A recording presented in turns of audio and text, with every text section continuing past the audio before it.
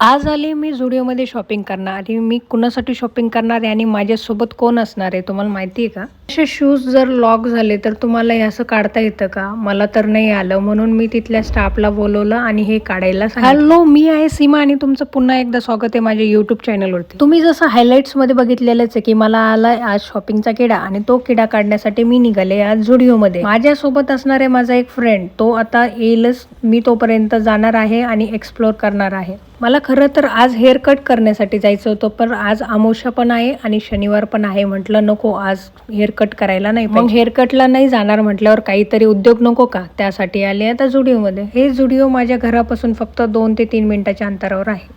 घेऊ तर खूप वाटतं इथं आल्यानंतर, पण बजेट हे बिलकुलच नाही आहे. थोडी ओव्हरच, त्याच्यामुळे मला पण शर्ट्सही ओव्हर साईजच आवडतं. तुम्हाला पण जर ओव्हर साईज जर शर्ट घ्यायचं असेल ना तर झुडिओमध्ये घ्या.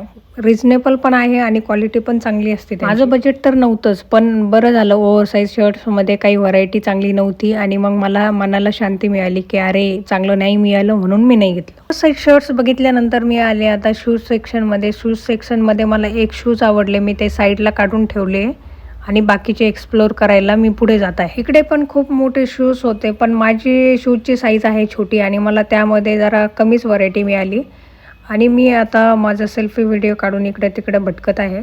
कुर्तीचं कलेक्शन पण यांच्याकडे चांगलं असतं. आम्ही लास्ट टाइम आलो होतो त्यावेळी श्रद्धाला 2 वेळेस इथून कुर्ती घेतलेली आहे. कुर्तीची क्वालिटी चांगली असते. झुडिओमध्ये थोडंसं भटकून आल्यानंतर मी परत आले त्या शूजच्या ठिकाणी जिथे मी साईडला काढून ठेवले होते, जे मला आवडले होते. मी बघितलं तर काय, अरे ते तर लॉक आहे, आता कसं काढायचं मोठा प्रश्न पडलाय. मग बोलवलं झुडिओच्या स्टाफला आणि त्यांना सांगितलं हे काढायला. त्यांना पण ते लॉक काढता नाही आलं आणि त्यांनी सगळे शूज काढून मग ते लास्टचे शूज काढले, पण ते त्यांच्या डोक्यात आलं, माझ्या आलं नव्हतं. बिल पे केल्यानंतर आणि शूज घेतल्यानंतर मी निघाले आता बाहेर जायला.